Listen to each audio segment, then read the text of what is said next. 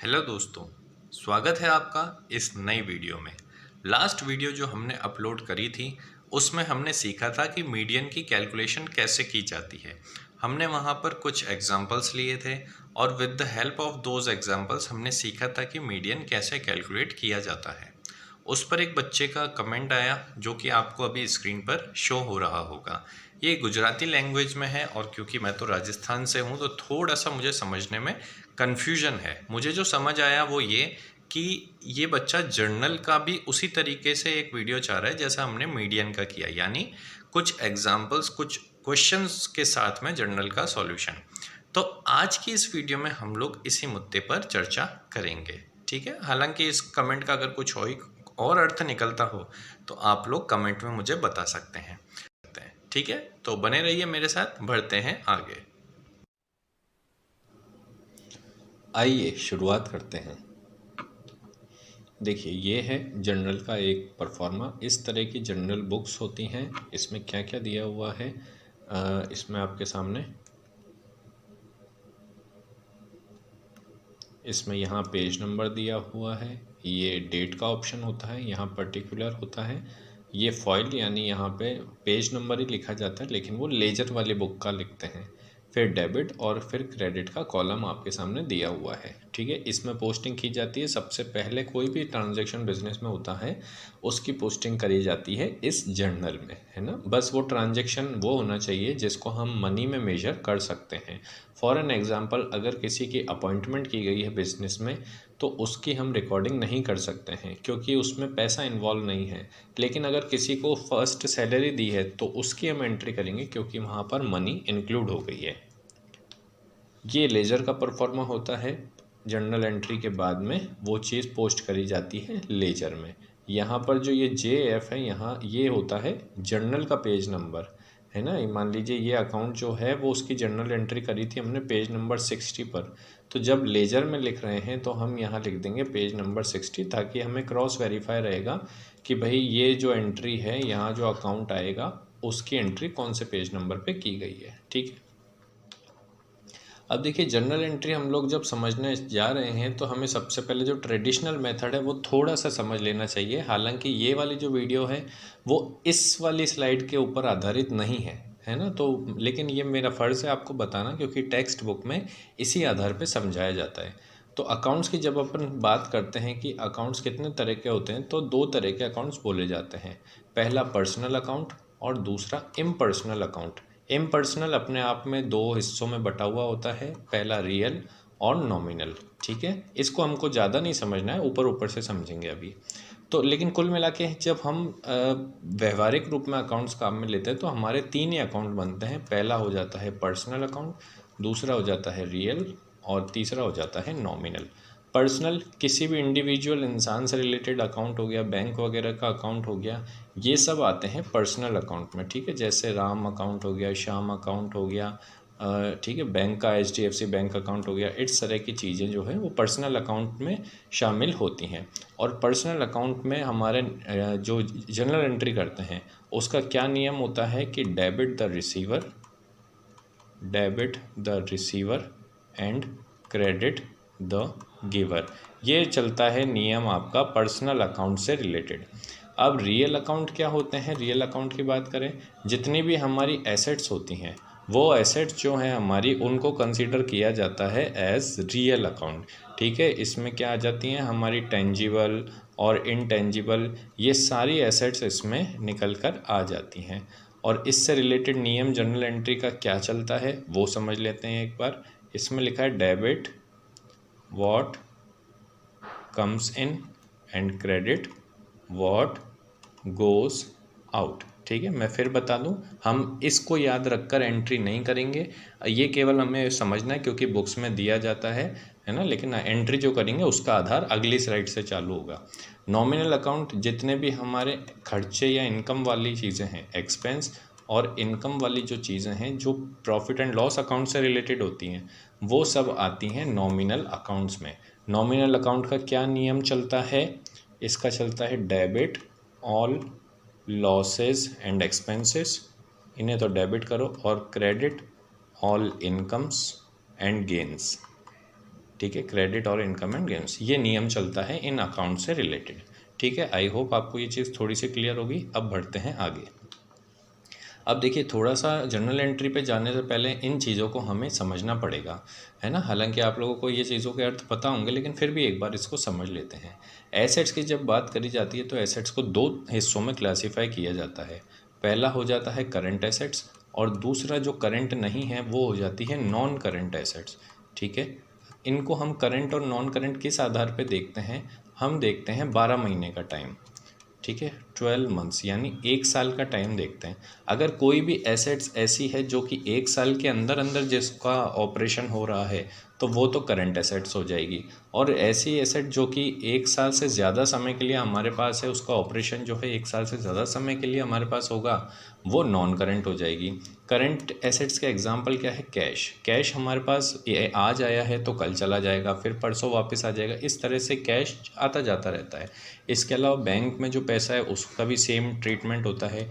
Debtors, आपको पता होगा, जब हम किसी को उधार सेल करते हैं तो हम क्या होते हैं, अब उससे पैसे मांगने के लिए लायबल हो जाते हैं, तो वो हमारे लिए डेटर बन जाता है।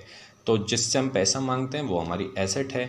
अब इस केस में क्या होता है, हम इनको 10-15 दिन 20 दिन का टाइम देते हैं, तो ये 1 महीने 1 साल के अंदर अंदर हो गया, इसीलिए इनको ट्रीट किया जाता है करंट एसेट्स।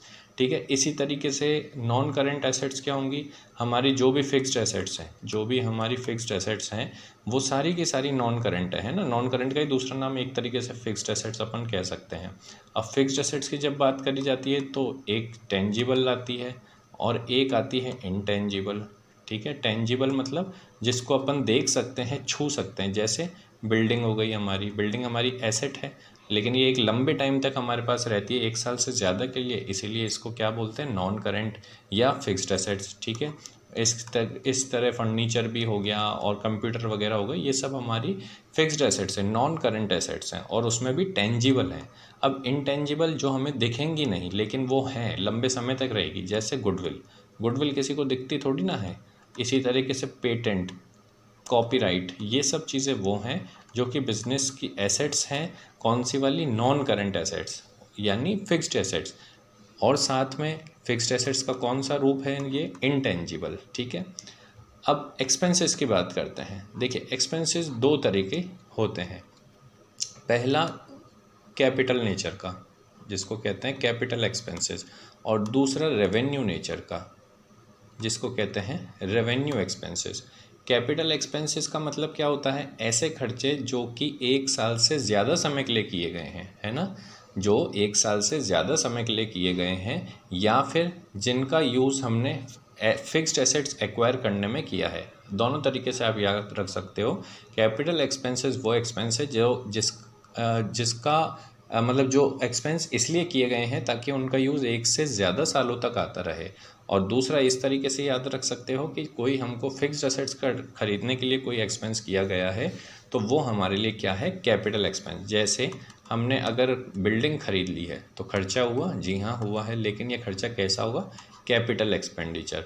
इसी तरह कोई फर्नीचर खरीदा है तो बिल्कुल खर्चा हुआ है और ये हो जाएगा आपका कैपिटल एक्सपेंस। रेवेन्यू एक्सपेंस, जो खर्चा हर थोड़े दिन में होता ही रहता है, कोई भी बिजनेस हो ये आम खर्चा होता है ना, हर दूसरे दिन या हर महीने ये खर्चे होते रहते हैं, उनको अपन कहते हैं रेवेन्यू एक्सपेंस। जैसे सैलरी है, सैलरी हर महीने दी जाएगी। अगर किराए की जगह पर कोई बिजनेस चल रहा है तो रेंट है, रेंट दिया जाएगा। इलेक्ट्रिसिटी है, इलेक्ट्रिसिटी का बिल आएगा, वो पे किया जाएगा।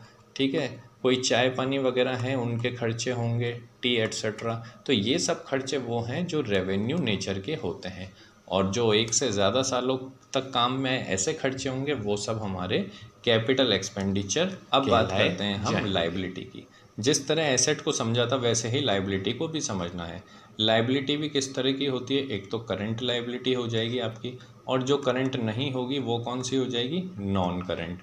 इसका भी पता करने का तरीका वही है, हमको देखना है 12 मंथ्स।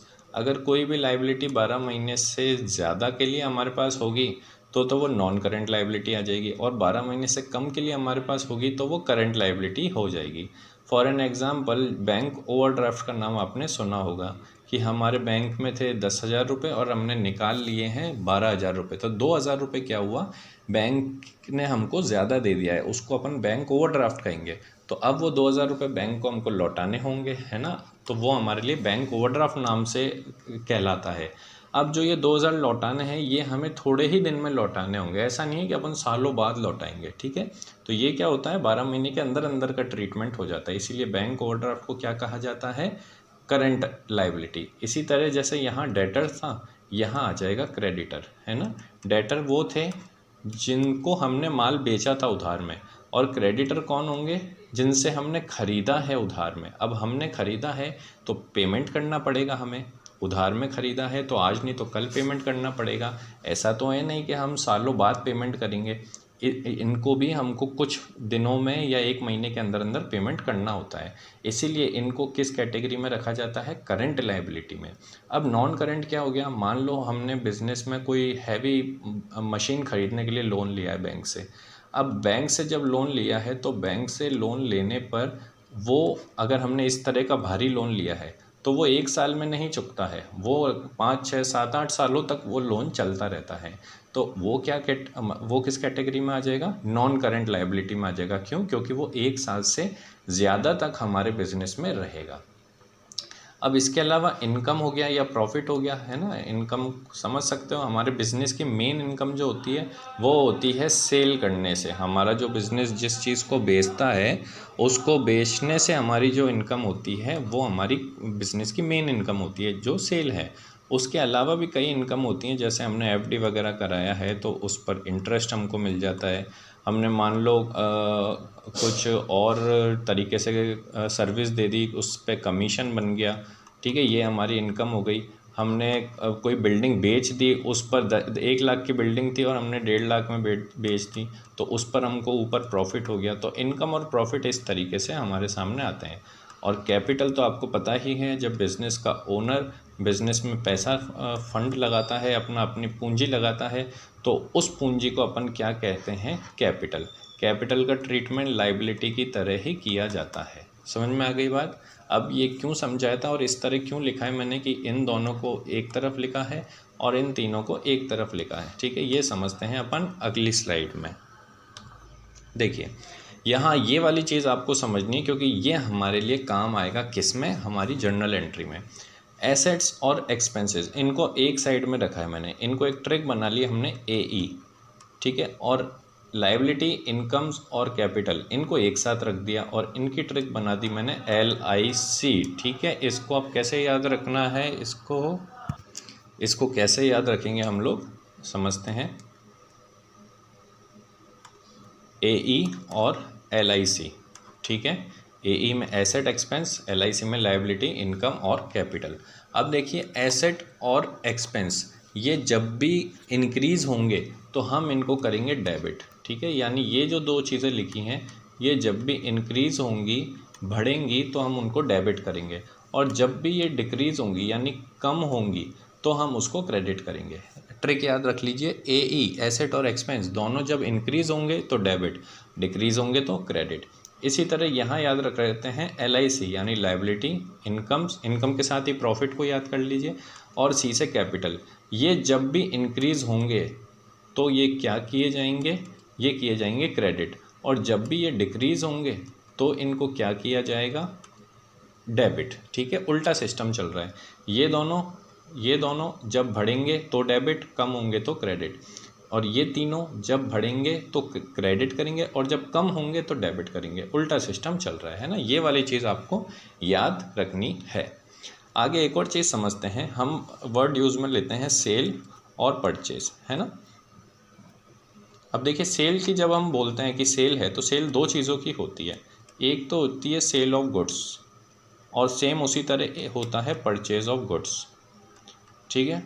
और एक चीज़ होती है sale of asset, sale of asset, assets को आप फिक्स्ड एसेट्स भी कह सकते हो, और इसी तरह से purchase of assets, purchase of assets जिसको हमको समझना है फिक्स्ड एसेट, ठीक है। इन दोनों में फ़र्क है। देखो बिज़नेस का काम होता है कोई एक चीज़ खरीदना या बेचना, ठीक है। उस चीज़ को हम क्या बोलते हैं, गुड्स। जो बिज़नेस का कोर काम है, मुख्य काम है, जो चीज़ खरीदने बेचने का, उसको अपन कहेंगे गुड्स। उसके अलावा जो चीज़ें बिजनेस बेचता है, कभी कभार ही बेचता है, वो रोज़ नहीं बेचता, वो हो गई हमारी सेल ऑफ एसेट। तो आपको ये याद रखना है कि जब भी वो जिस रूटीन वाली चीज़ को बेच रहा है यानी गुड्स को बेच रहा है, तो वहाँ पे वर्ड क्या काम में आएगा, सेल्स अकाउंट, अगर बेच रहा है तो।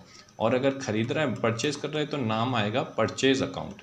जनरल एंट्री करते टाइम याद रखिएगा, अगर गुड्स को हम लोग बेच रहे हैं तो सेल्स अकाउंट काम में आएगा, अगर गुड्स को ख़रीद रहे हैं तो परचेज़ अकाउंट काम में आएगा।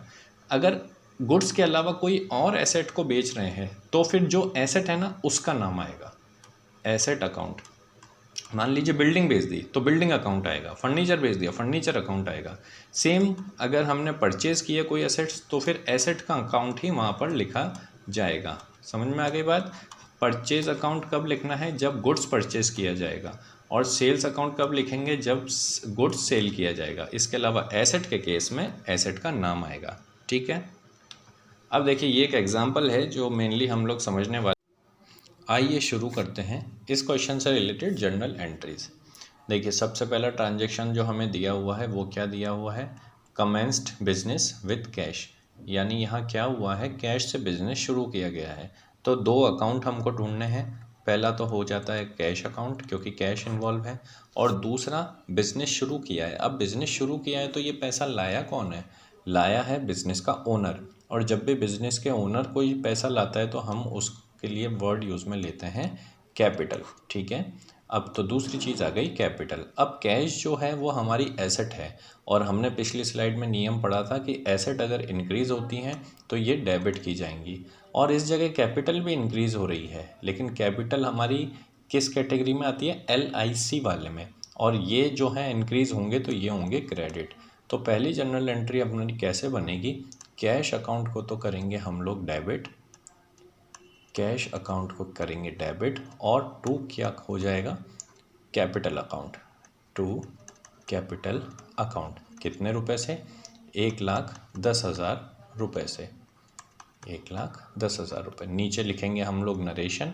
नरेशन का मतलब होता है कि ये एंट्री हमें क्या कह रही है, तो हम साधारण सी लाइन में लिख सकते हैं कि business started with cash, business started with cash. ये हमें सारी जर्नल एंट्रीज़ के नीचे लिखना होता है। ठीक है, लेकिन अब एक के नीचे मैंने लिख दिया है, हम आगे के नीचे नहीं लिखेंगे क्योंकि अभी हमें चीज़ें समझनी है। दूसरा क्वेश्चन बनता है, दूसरी जर्नल एंट्री हमारी है open bank account in HDFC।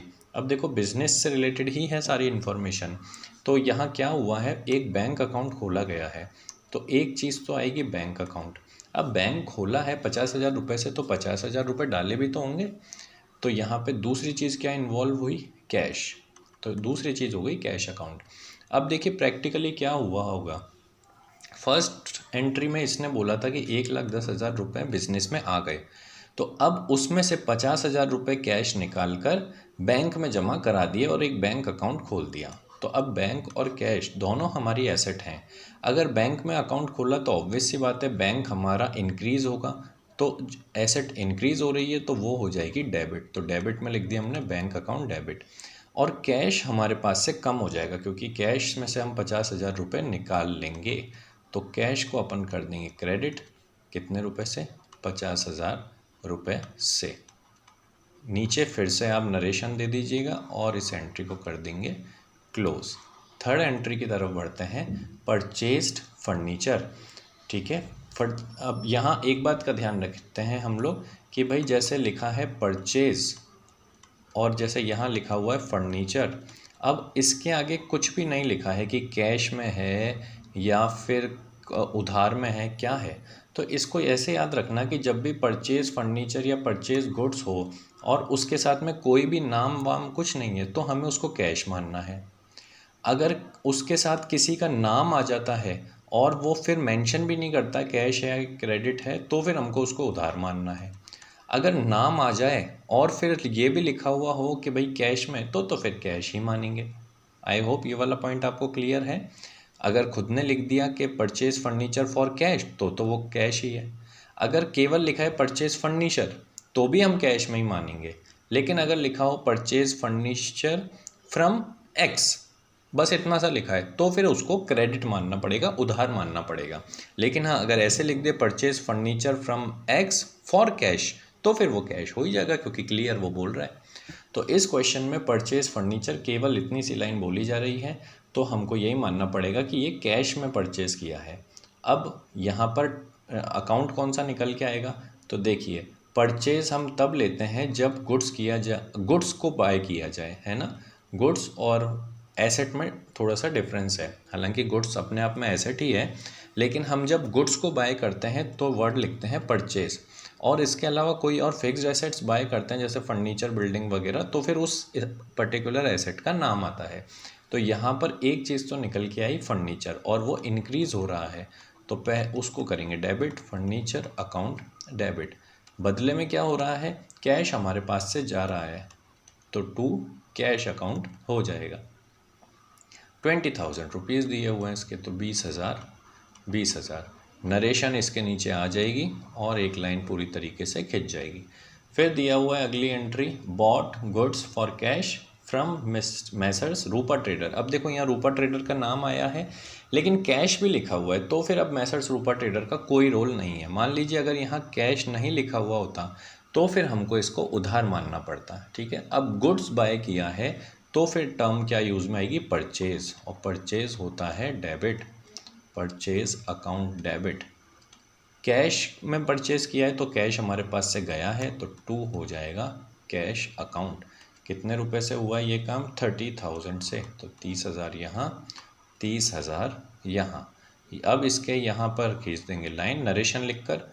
अगली एंट्री कह रहा है हमको goods purchased from Messrs Hema traders. अब देखो यहाँ नाम आ गया हेमा ट्रेडर्स, लेकिन इस लाइन में कहीं भी नहीं आ रहा है कि कैश लिखा हुआ है, तो फिर हमको इसको अब मानना पड़ेगा उधार, ठीक है।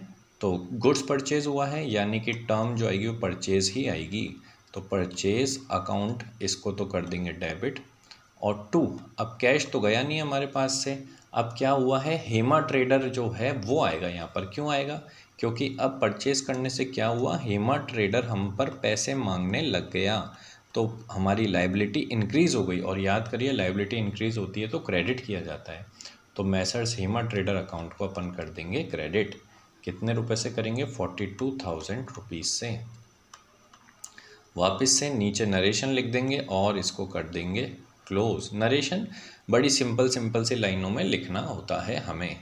इसके बाद क्या दिया हुआ है, गुड्स सोल्ड किया है गुड्स फॉर कैश, तो जैसे गुड्स परचेज करते हैं तो परचेज वर्ड आता है, इसी तरह गुड्स को सेल कर रहे हैं तो सेल वर्ड आएगा। अब बेचने पर क्या होगा, कैश हमारे पास आएगा, तो हमारी एसेट बढ़ेगी, कैश बढ़ेगा, तो उसको तो करेंगे debit, cash account debited to sales account. Sales हमेशा क्रेडिट होती है, याद रखिएगा, परचेज डेबिट होगी, सेल्स क्रेडिट होगी। कितने रुपए से, 30,000, तो 30,000 से यहाँ हो जाएगी हमारी एंट्री।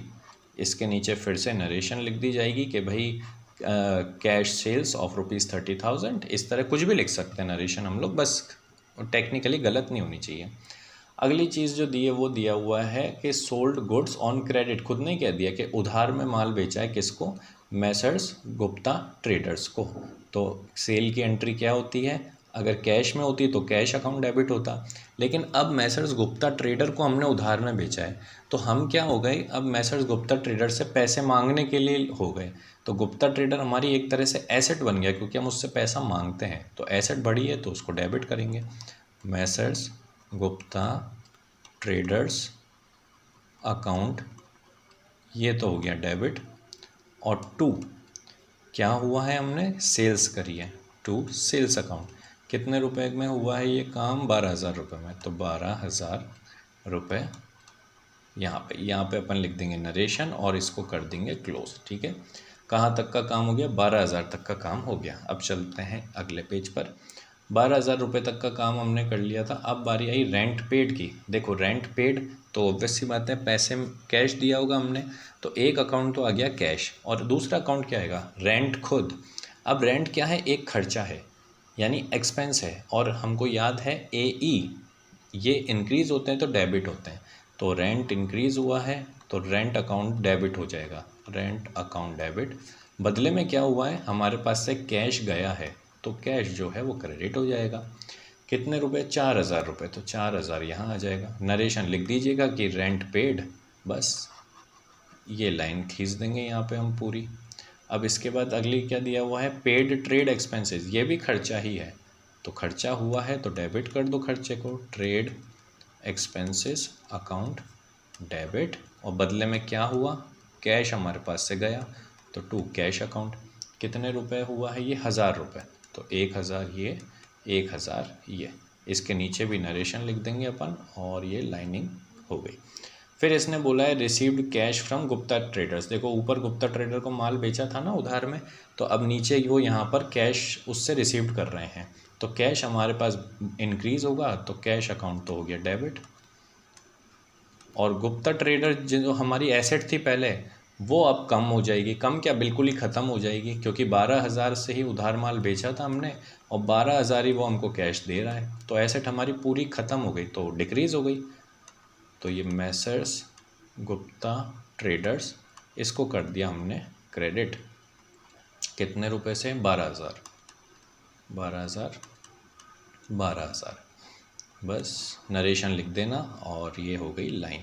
अगला क्या एंट्री बोल रहा है, goods return to Hema traders, देखो ऊपर हेमा ट्रेडर्स से हमने परचेज किया था 42,000 का गुड्स, यहाँ हम क्या कर रहे हैं, उसको रिटर्न कर रहे हैं 2,000 का गुड्स। तो याद रखिए, जब बाय कर रहे हैं गुड्स तो परचेज वर्ड आता है, और जब उसको रिटर्न कर रहे हैं तो परचेज रिटर्न वर्ड आ जाएगा, ठीक है।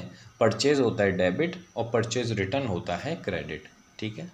तो अब यहाँ पे क्या आएगा, सबसे ऊपर तो आएगा हेमा ट्रेडर, क्योंकि लाइबिलिटी हमारी कम हो जाएगी 2,000 रुपये से, account debit to purchase return. इसको तो आप याद रख लीजिएगा हमेशा ही, परचेज जो है वो डेबिट होती है और परचेज रिटर्न क्रेडिट होती है। कितने रुपए, 2,000। अब वो हमसे कितने रुपए मांगता है, 10,000 और, क्यों, क्योंकि हमने 40,000 और हमसे पैसा मांगते, क्योंकि यहाँ गुड्स परचेज किया था हमने 42 का, और रिटर्न कितना कर दिया हमने, 2,000 का। अभी भी 40,000 का गुड्स तो हमारे पास उसका है जिसका पेमेंट हमें करना है, ठीक है। तो चलिए यहाँ तो इसको तो लाइन खींच देते हैं। हाँ, अब क्या हो रहा है, cash paid to Hema trader, देखो अब हेमा को बचे हुए 40 जो हैं वो कैश पे किए जा रहे हैं, तो कैश पे करेंगे तो हमारे पास से कैश जाएगा, तो टू कैश अकाउंट हो जाएगा। और क्या होगा, हेमा ट्रेडर अब पूरी तरह लाइबिलिटी हमारी ख़त्म हो जाएगी, तो लाइबिलिटी ख़त्म, डेबिट कर दो उसको, हेमा ट्रेडर अकाउंट डेबिट, कितने, 40,000 रुपये। नीचे नरेशन लिख दीजिएगा कि remaining amount paid to Hema traders. इसके बाद क्या हुआ है, बॉट पोस्टेज स्टैम्प्स। अब देखिए यहाँ पे बाय किया है पोस्टेज स्टैम्प्स, लेकिन जो स्टैम्प्स होते हैं ना वो फिक्स्ड एसेट्स नहीं होती। अगर इसी जगह बॉट बिल्डिंग होता तो फिर बिल्डिंग का अकाउंट आ जाता, ठीक है। ये बॉट हुआ है पोस्टेज स्टैम्प्स, आएगा तो यहाँ भी पोस्टेज स्टैम्प्स, लेकिन ये फिक्स्ड एसेट्स के ट्रीटमेंट से नहीं आएगा, ये आएगा, इसको अपन को मानना है एक तरीके का एक्सपेंस, ठीक है। तो एक्सपेंस जब भी होंगे उसको डेबिट किया जाएगा, तो पोस्टेज एक्सपेंस अकाउंट डेबिट, ठीक है। ये डेबिट एसेट के कारण नहीं हुआ है, ध्यान रखिएगा, है ना। ये क्यों हुआ है, क्योंकि ये खर्चा है, खर्चे के कारण हमने इसको डेबिट किया है। और टू हमारे पास से पैसा गया है, तो टू कैश अकाउंट, कितने रुपए से है ये, 100 रुपये। इसके नीचे नरेशन लिख दीजिएगा कि postage stamps paid for postage stamps, ऐसे। अब लास्ट जो एंट्री बोली है, पेड सैलरी टू ऋषभ, जैसा अभी पोस्टेज स्टैम्प का ट्रीटमेंट किया था वैसा ही सैलरी का हो जाएगा, क्योंकि ये भी खर्चा है। खर्चा हुआ तो हो जाएगा डेबिट, सैलरी अकाउंट डेबिटेड, और टू हमारे पास से पैसा गया तो कैश अकाउंट, कितने रुपए से हो जाएगा, 4,000 रुपये, 4,000 रुपये, बस नीचे लाइन खींच दो और ये एंट्री क्लोज। लास्ट में एक होता है कि भाई इन डेबिट का पूरे का टोटल लगा दीजिए और क्रेडिट का पूरे का टोटल लगा दीजिए, दोनों टोटल आपके मैच बैठने चाहिए, जो कि बैठ ही जाएंगे, ठीक है। इस तरीके से हम लोग करते हैं जर्नल एंट्री। ये तो बड़ा एक सिंपल सा था जर्नल एंट्री का, आगे अगर हम इस पे वीडियो बनाएंगे तो थोड़ी और कॉम्प्लेक्स जर्नल एंट्रीज लेकर आएंगे। आशा करता हूँ आपको वीडियो अच्छी लगी होगी। वीडियो अच्छी लगी तो लाइक ज़रूर करें, और कुछ आपकी क्वेरी या कोई बात हो तो आप कमेंट कर सकते हैं। मिलते हैं अगली वीडियो में, तब तक के लिए जय हिंद, जय भारत।